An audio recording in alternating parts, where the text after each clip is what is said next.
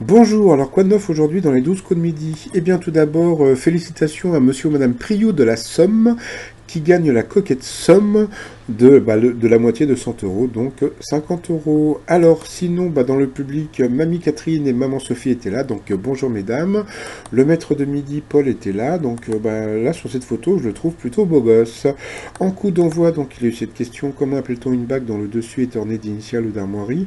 Donc il n'a pas su que c'était une chevalière, et donc hier sous une vidéo, on m'a dit qu'il avait un problème avec sa monture. Pas du tout, je pense que c'est un tic qu'il doit avoir, ou un toc. Voilà, donc dès qu'il a un problème, dès qu'il doute de quelque chose, j'ai remarqué qu'il se met, il se tient ou bien le lobe des oreilles, ou bien voilà quoi, il se tient derrière l'oreille. Donc tout simplement. Sinon après donc nous avions la jolie et souriante Carla, donc voilà, qui a eu cette question, qui a dit la mode n'est ni morale ni amorale, mais elle est faite pour remonter le moral, donc c'était Carla Gerfeld. Ensuite Geoffrey est venu avec sa jolie copine. Mais il a eu une question musicale, donc je ne l'ai pas mise. Après, Jean-François, fan de Mylène Farmer, a eu cette question. Comment Ernst Mahler, chimiste, a-t-il eu l'idée d'inventer le mouchoir en papier? Eh bien, en se mouchant, tout simplement. Ensuite, une question d'histoire pour Paul. En 1415, qui étaient les adversaires des Français lors de la bataille d'Azincourt, donc les Anglais, bien sûr. Ensuite, dans quel sport Nadal a-t-il envisagé une carrière de professionnel? Donc c'était le golf. Ensuite, eh bien, Geoffrey est passé au rouge sur cette question. En 1896, qui était la seule femme élève à l'Institut Polytechnique de Zurich? C'était la future femme d'Einstein. Donc il a pris Carla en duel, qui est tombé sur une question assez simple. Quelle fleur est associée à Fanfan la tulipe? Bon, c'était la tulipe, voilà. Bon, passons. Sinon, eh bien, Wallis était revenu nous faire un jive. Moi, j'adore. Je trouvais qu'elle dansait super bien. Donc, en plus, elle nous a fait un petit rock aussi avec Jean-Luc Reichmann. Alors, le truc qui est très étonnant avec Paul, donc il ne sait pas ce qu'est une chevalière, par contre, quel terme correspond à celui d'une unité militaire? Hoplite, je ne sais même pas ce que c'était, donc bravo. Ensuite, il s'est planté sur cette question, quelle œuvre littéraire a dans son titre le mot voyage? Donc voilà, donc il avait dit les voyages d'Hercule Poirot. Comme vous pouvez voir, donc quand il a un problème, quand il a un doute, quand il perd, il se tient les lobes de l'oreille, pardon. Donc voilà, donc c'est aucun rapport avec ses montures, hein. C'est juste comment dire, un tic, voilà, qu'il a. Ensuite, eh bien, Carla s'est retrouvée donc en duel face à Jean-François, qui est tombé sur une question assez simple. Où peut-on visiter les vestiges des cités antiques de Pompéi et d'Herculanum?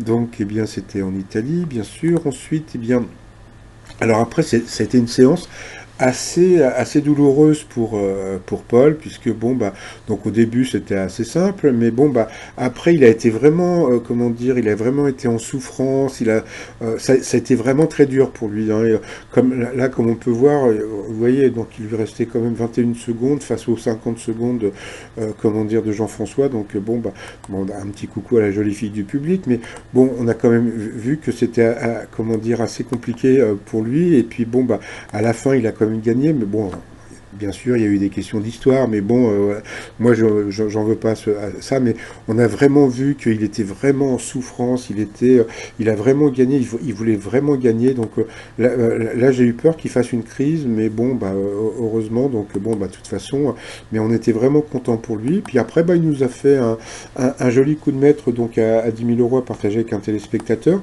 Et puis il nous a bien fait rire sur la dernière question, puisque à Noël dernier, quel top modèle a accepté la demande en mariage d'un guitariste de Tokyo Hotel? Il a su que c'était Eddie Klum, puisqu'il l'avait lu dans un journal People. Donc en plus, il nous a donné les dates comment dire, de l'âge comment dire, du guitariste et d'Eddie Klum et tout. C'était assez rigolo. Donc voilà, donc il était très content d'avoir gagné 10 000 euros. Donc là, ça y est, il nous fait une bonoïte, puisque maintenant lui aussi, donc comment dire, il fait les mains jointes. Alors, je sais pas si c'est encore un coup de la prod, comment dire, le coup des mains jointes. J'espère que c'est pas ça, parce que je trouve que Paul, plus il est naturel, plus il est touchant et plus il est génial. Dans l'étoile mystérieuse, en haut à droite, eh bien, on peut voir encore un lampion, comment dire, qui va arriver. Donc, je pense que ça va être un rapport avec Bruce Lee, donc voilà, donc toujours Chuck Norris. Donc voilà, toujours sympathique. Donc là pour l'instant, donc il est à 42 150 euros. Donc félicitations. Et puis bah comme on peut voir, bah, dans la famille, tout le monde est très content. Et puis comme c'est bientôt la fête des mères, miroir, miroir, dis-moi qui est la plus belle des mamans. Et ben pour avoir la réponse, il faut regarder le t-shirt dans un miroir. Allez, tout ça sur le site romignon.com. Je vous souhaite une agréable journée et je vous dis à très très vite. Bye bye.